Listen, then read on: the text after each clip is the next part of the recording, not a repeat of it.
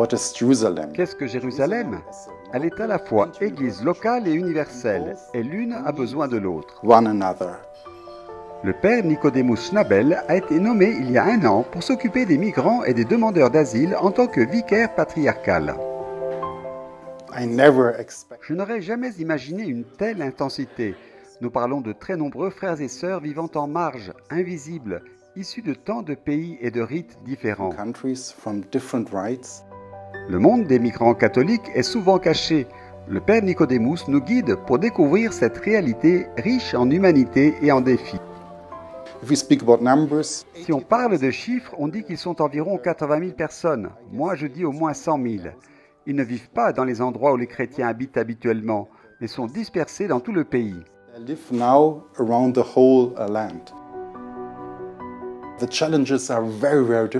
Les défis sont nombreux et variés. Par exemple, dans l'aumônerie indienne, il existe différentes communautés.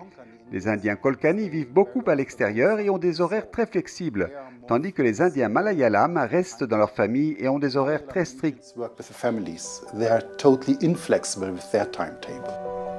Un autre problème est celui de la précarité, principalement lié à la durée des visas et des permis de séjour. En moyenne, une grande partie de la communauté chrétienne migrante change tous les 5 ans. Je suis ici pour les résidents non permanents. Je suis ici pour leur donner un foyer, une maison loin de chez eux.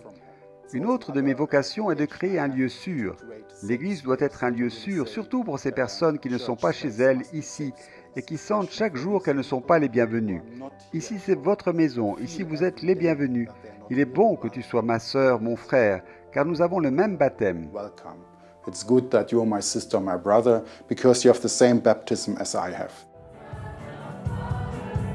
Pas seulement une maison, mais aussi les gymnases, les parcs, les hangars. Ce sont tous des lieux où les communautés de migrants dispersés en Terre Sainte se réunissent pour faire la fête ensemble. Nous essayons d'apporter la vie de l'Église à ces personnes, mais surtout, nous devons aller nous-mêmes à la rencontre de notre peuple. Nous avons une 40aine de lieux où nous célébrons la messe, de Kiryat Shmona au nord à Eilat au sud. Selon des statistiques récentes, les migrants représentent environ 45% des fidèles catholiques en Terre Sainte. Ils sont certainement le présent de cette Église, un de ses visages. Mais peuvent-ils en être aussi l'avenir? Je suis sûr que les chiffres vont augmenter, car Israël conclut toujours de nouveaux accords avec différents pays. Il a besoin de plus en plus de personnes dans le domaine des soins, de l'agriculture et de la construction. Mais je ne pense pas que les migrants soient l'avenir proche de l'Église de Terre Sainte.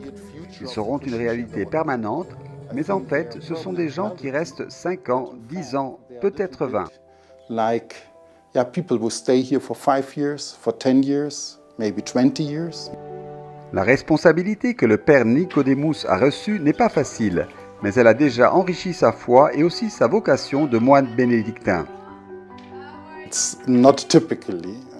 Il n'est pas courant que les moines fassent ce genre de travail, mais dans notre tradition, nous avons différentes façons d'être moine. Ce que je fais, c'est vivre la manière pastorale d'être moine, et je pense que c'est bien. The monastic pastoral way, and I think it's okay.